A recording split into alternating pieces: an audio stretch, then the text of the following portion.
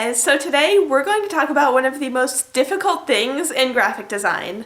Logo design. So why are logos so hard to design? Well, because the number one thing to keep in mind is to keep it simple. In a logo, you don't have room to break out all of your fancy graphic design tricks and wizardry. You're designing a symbol that represents so much more than just its literal interpretation. So there are a few different types of logos. You can have an icon that's representative of the product or company name, like Red Cross or Apple. Or you can have an icon that's purely symbolic and abstract, like the Nike swoosh or the Twitter bird thingy. You can have a purely typographic logo, which might just be written out in a typeface like Charity Water or Google, or the letter forms might become the unique logo itself, like eBay or Subway. And then sometimes you'll have clever logos with hidden symbols or messages, like the arrow in FedEx or the arrow going from A to Z in Amazon. So before you even think about starting to design your own logo, think about what really makes a logo successful. Draw your favorite logos freehand to get a sense of their balance and design. Look up interviews with the designers that made them to get insight into their graphic design process. So when you're finally getting started to design a logo,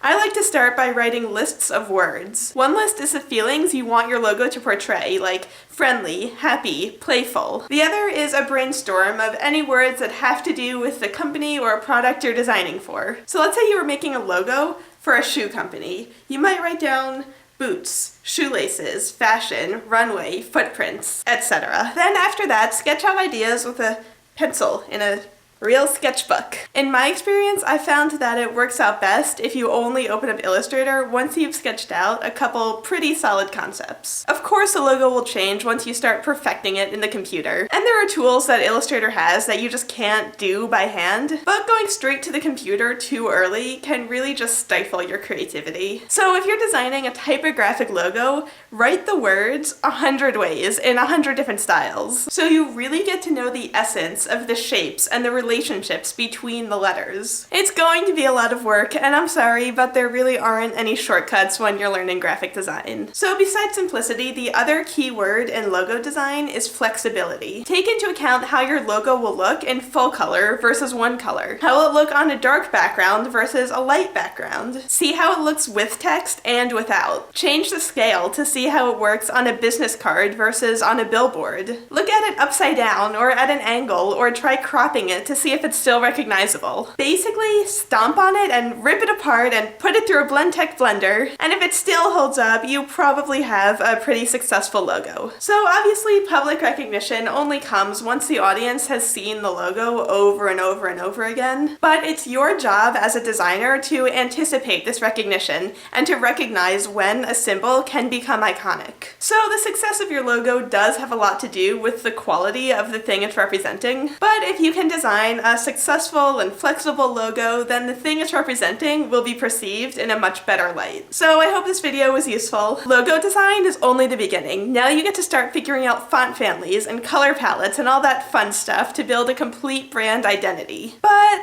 that's a topic for another video. So if you want some more logo inspiration and knowledge, there's this great website that, disclaimer, I have no affiliation with, called Logo Design Love. There's this great post about Paul Rand and a page with a list of recommended books. It's awesome. Link below. So thanks so much for watching. Don't forget to subscribe and check out my other graphic design videos if you want more graphic design videos. Let me know in the comments below if you have any questions or if there are any other topics you want me to cover. Okay, I'll see you guys next time.